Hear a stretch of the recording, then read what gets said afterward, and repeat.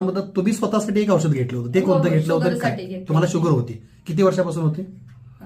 7-8 वर्ष झालं शुगर आहे. 7-8 वर्ष. किती शुगर असायची तुमची? माझी 500 पर्यंत जायची. ओके, त्यासाठी तुम्ही आमचं हे औषध घेतलं होतं ना, टी आणि अँटॉक्सिड डी. हो. ओके, साधारणतः किती दिवस वापरले आणि काय फरक पडलाय? मी 2 महिने घेतलं ते औषध. हा, त्यानंतर माझी शुगर म्हणजे इतकं गोळ्या घेतल्या, औषधं घेतल्या, प्लस मला इन्शुरन्स सुद्धा द्यावं लागलं. बरं. खरं इन्शुरन्स सुद्धा म्हणजे जेवढं इन्शुरन्स देईल हा. तेवढी शुगर कमी यायची, हा, त्याच्या व्यतिरिक्त नाही. मग परत ते बंद केले की परत आहे अशी. बरं. गोळ्यांचा तर काही इफेक्टच व्हायचा नाही माझा. बरं. पण हे तुमचं औषध मी टोटली ते इन्शुरन्स प्लस हा. गोळ्या बरं. ह्या सगळ्याच बंद केल्या आणि हा. फक्त औषधं घेतलं. हा. तर 500 वर माझे 250 वर शुगर आहे. आता 250 वर तुम्ही आहात. ठीक आहे. तरीही माझा सल्ला तुम्हाला हा राहील की डॉक्टरच्या सल्ल्याशिवाय गोळ्या बंद करू नका. एकदा HbA1c रिपोर्ट काढा, हा. फास्टिंग पीपी एकदा काढा, डॉक्टरचा सल्ला घ्या.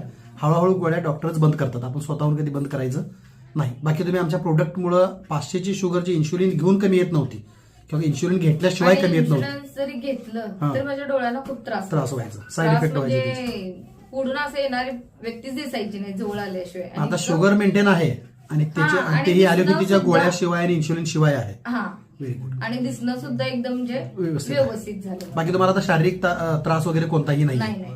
तरीही तुम्ही डॉक्टरांच्या सल्ल्यानेच एकदा रिपोर्ट दाखवून गोळ्या जर अजून तुम्हाला गरज असेल तर हा कोर्स ही कंटिन्यू करा आणि डॉक्टरांच्या गोळ्या हळूहळू त्यांच्या सल्ल्याप्रमाणे तुम्ही कमी करा. आणि संस्थेच्या वतीने मी तुम्हाला एक विनंती करेन, आपण पत्रकार आहात, हो. पत्रकार म्हणून ह्याच गोष्टीचा ज्याचा तुमच्या साहेबांना रिझल्ट आला, दारू सारख्या तंबाखू सारख्या व्यसनातून ते बाहेर आले, हम्म. ज्याच्यामुळे तुम्हालाही त्रास होत होता, त्यांनाही भविष्यात त्रास होणार होता. हो. तर अशा अनेक कुटुंब आहेत जे तुम्ही आज पत्रकारिता करतानाही पाहताय, अनेक महिलांना त्याचा त्रास होतो. त्रास होतो. तर ही एक चांगली गोष्ट आहे, एक चांगला प्रोडक्ट आहे आणि संस्थेच्या माध्यमातून अनेक लोक व्यसनमुक्त होत आहेत. स्वतः तुम्ही अनुभव घेतलाय. हो. तर तुमच्या प्रचार व प्रसार माध्यमाच्या माध्यमातून तुमच्या माध्यमातून हे काम अनेक लोकांच्यापर्यंत पोहोचवण्यासाठी संस्थेला सहकार्य तुम्ही हो, नक्कीच. करावं ही अशी अपेक्षा. सर असेच व्यसनमुक्त राहावेत, तुमचीही शुगर नॉर्मल राहावी आणि तुमच्या हातून अनेक लोक व्यसनमुक्त आणि मधुमेहमुक्त व्हावे अशी सदिच्छा. धन्यवाद.